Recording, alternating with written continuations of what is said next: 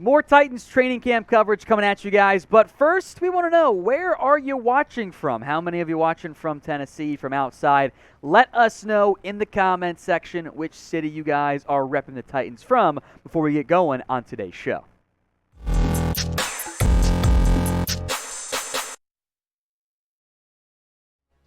You're watching Tennessee Titans Today. I am Tom Downey. We broke down yesterday some early training camp winners and losers. Well, technically, we have a new winner by virtue of signing with the organization. That is Shakur Brown, the former Michigan State corner, has joined the Tennessee Titans after he spent 2021 with the USFL, or kind of 2022, I guess, with the USFL. Either way, it's all the same. He had a tackle for loss and a pass breakup.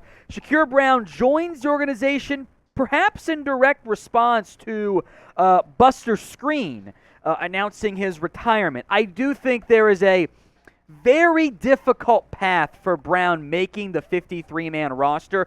Guys that sign in August, especially ones who, let's be honest, unless you're a Big Ten fan or a Michigan State fan or the USFL fan, you don't really know who he is. So it's a tough path to make the roster. This is more of the camp body. Maybe he impresses and earns a practice squad spot, but I do not think for a Titans team that overall I really like where they're at in the cornerback room in terms of the guys likely to make your 53. I don't think Brown's really going to change things too much from that perspective, but I'm totally down to always add more potential cornerback talent. It's corners. You can never have too many of them. So grade the signing for me. A, B, C, D, or F. How do you feel about adding Brown? I'll make a quick note here. 1-year deal, or not really a 1-year deal, but little to no guaranteed money, almost a UDFA deal.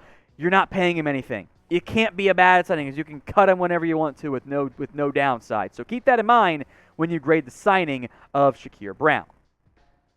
Oh, let's talk about A.J. Brown because he's all mad online again, upset at the Titans and Titans fans who have blamed him. Deebo Samuel got the bag, joining the list of A.J. Brown, DK Metcalf, Deebo, of course, and Terry McLaurin, all players from the same draft class who got paid this offseason in the rapidly rising wide receiver market. Well, here's what A.J. Brown said. Basically, all four of us got the same contract, and I'm the only one who got traded. Yeah, keep believing it was me. Anywho, go Birds, carry on.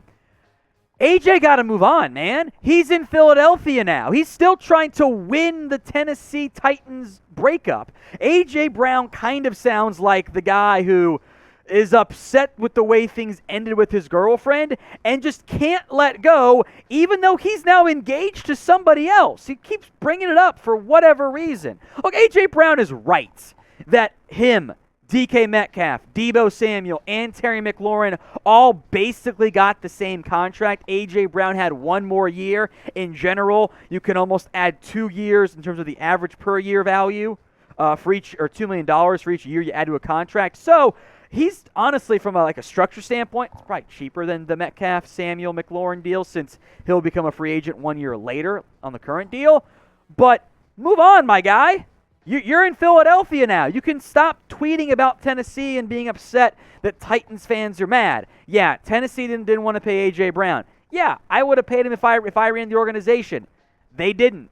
A.J. should stop caring what Titans fans have to say. It just makes him look soft, to be honest. Now, we've got Titans training camp updates that you will not want to miss consistently. We're going to break down some of the notable injury news and winners from today's practices as well. So make sure you hit that big red button and subscribe for more free Titans videos every single day right here on Titans Today. All right, a couple quick injury updates here. Some good, some still murky from that standpoint here. Tight end Tommy Hudson has passed his physical, taken off the PUP list, meaning he is now able to return to practice. I still have a difficult time seeing Hudson making the 53-man roster. I don't really foresee that being a likely outcome here. Tennessee's gotten great play from Austin Hooper, from Chigo Okonkwo, and there's Jeff Swaim.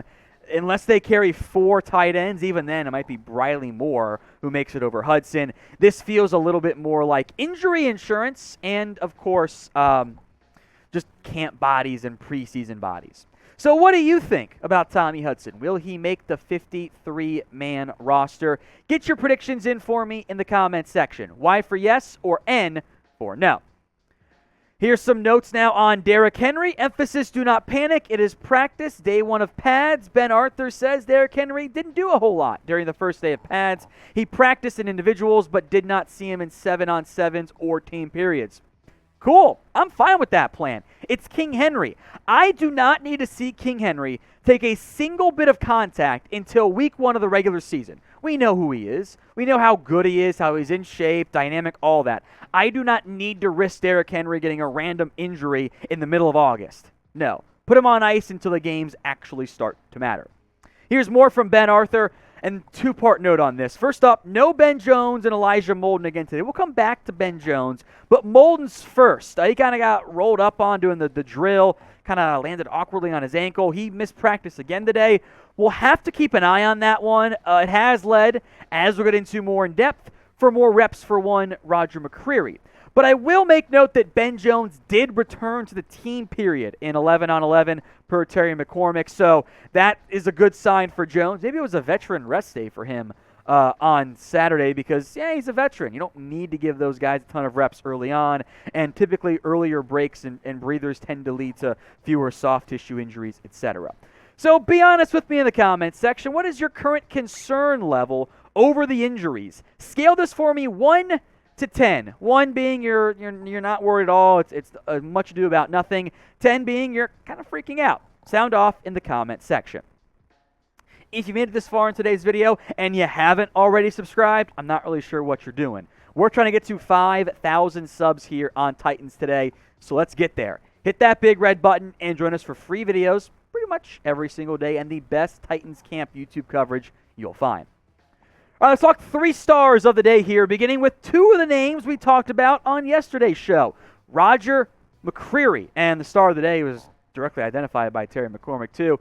Knocked away a pass from Nick Westbrook-Akina. He has battled hard with every receiver he's gone up against. I thought McCreary should have been drafted much earlier than where Tennessee got him, or at least a little bit earlier, despite having short arms, being undersized.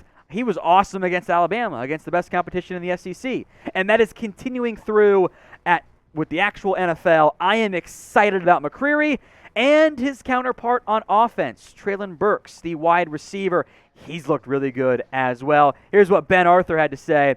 First-round pick, Treylon Burks, had back-to-back touchdowns in Red Zone 7. That's 7-on-7 drills. Second was impressive, smothered by Zach Cunningham, and somehow corralled back shoulder ball from Ryan Tannehill as he was falling. Easily the best catch/TD of the day. Got a high five from Derrick Henry. Folks, Treylon Burks is good to go. After all of the OTA minicamp concern about the weight, about the conditioning, about the asthma, it has not been a problem so far in training camp. If you were off the bandwagon, there's still time to get back on. I think Burks is going to have a huge season for Tennessee this year. And finally, little bookend for you. Shakur Brown, full circle here. He had a pick 6 of Malik Willis. Brandon Lewis slipped on the route.